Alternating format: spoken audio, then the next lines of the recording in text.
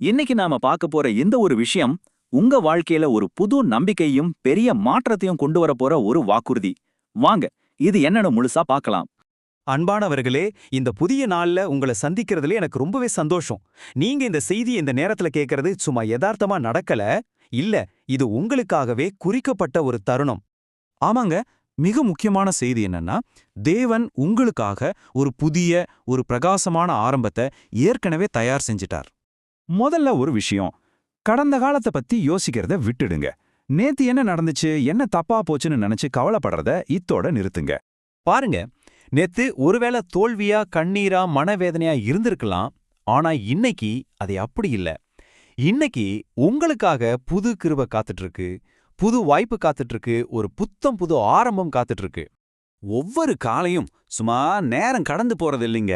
அது தேவன் நமக்கு கொடுக்கிற ஒரு விலை மதிக்க முடியாத பரிசு.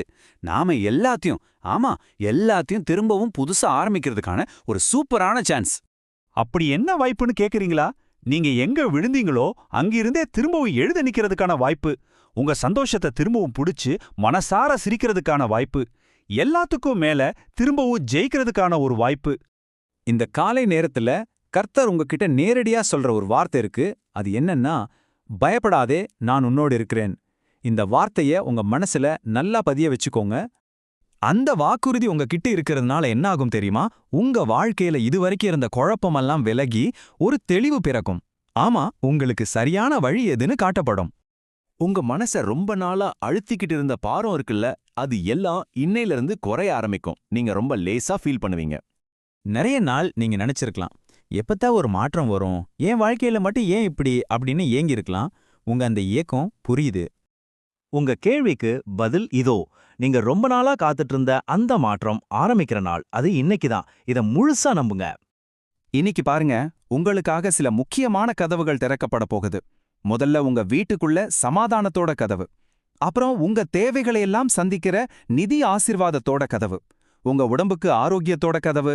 ஒரு நல்ல வேலை வாய்ப்புக்கான கதவு. அப்புறம் உங்க குடும்பத்துல சந்தோஷத்தோட கதவு. சரி, இப்ப நம்ம எல்லாரும் ஒன்னா சேர்ந்து ஒரு சின்ன ஜெபத்தை முழு நம்பிக்கையோட சொல்லலாமா? நீங்களும் என் கூட சேர்ந்து சொல்லுங்க. கர்த்தரே, இந்த புதிய நாளுக்காக உமக்கு நன்றி. இன்னைக்கு என் வாழ்க்கைய நீர் ஆசீர்வதியுங்கள். என் மனசுல இருக்கிற தேவையில்லாத பயத்தை எல்லாம் அகற்றுங்க. என் வீட்டுக்கு உம்முடைய சமாதானத்தை கொடுங்க. நான் செய்யற வேலைகள்ல வெற்றியை தாங்க. என் உடலுக்கு பரிபூர்ண ஆரோக்கியத்தை கொடுங்க.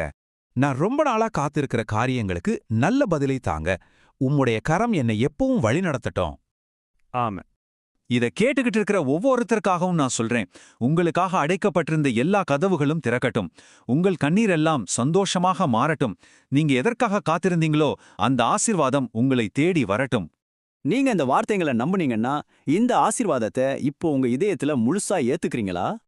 இத மட்டும் எப்பவும் மறக்காதீங்க. இன்னைக்கு காலையில நீங்க பெற்ற இந்த ஆசீர்வாதம் நிச்சயமா உங்க வாழ்க்கைய மாத்தும்.